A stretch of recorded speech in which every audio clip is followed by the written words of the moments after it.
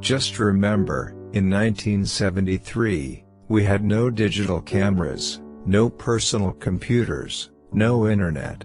The thought of putting a billion transistors in a cell phone was ludicrous. What's the biggest function of a cell phone? What does a cell phone do for humanity? It makes people more productive. You should not be a slave to your telephone.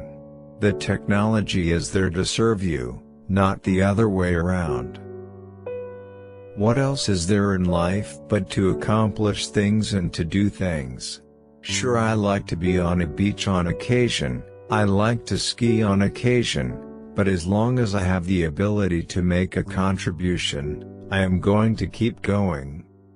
Wireless is freedom. It's about being unleashed from the telephone cord and having the ability to be virtually anywhere when you want to be. I think what is going to happen in the future is more customization, more personalization.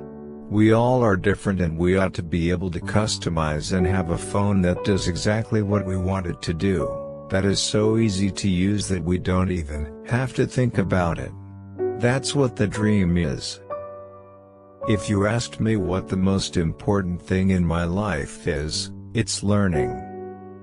I'd been taking things apart and inventing things since I was a little kid. I still have memories as a child trying to really understand how things work. I think an engineer has not matured until he or she has conceived of a product and participated in every stage of bringing it to fruition, if that makes sense. And not many engineers get to do all of those stages. We thought our vision was right, which was that someday everyone would be walking around carrying phones with them. The biggest innovation of all is social networking, and cellular technology is the facilitator for social networking. People are mobile, social networking is people, and the only way people connect with each other is wirelessly. The first cell phone model weighed over 1 kilo, and you could only talk for 20 minutes before the battery ran out. Which is just as well because you would not be able to hold it up for much longer. I think that wireless has the opportunity to solve a whole bunch of problems, including I believe world poverty.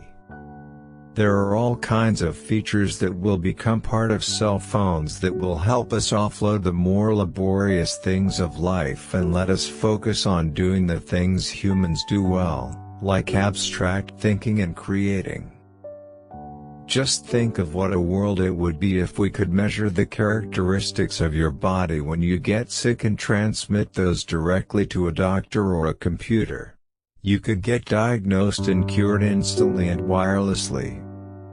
People are mobile. They move around, and anytime they want to communicate, if you tie them to the wall or the wires, you're restricting them, you're infringing on their freedom. As I walked down the street while talking on the phone, sophisticated New Yorkers gaped at the sight of someone actually moving around while making a phone call.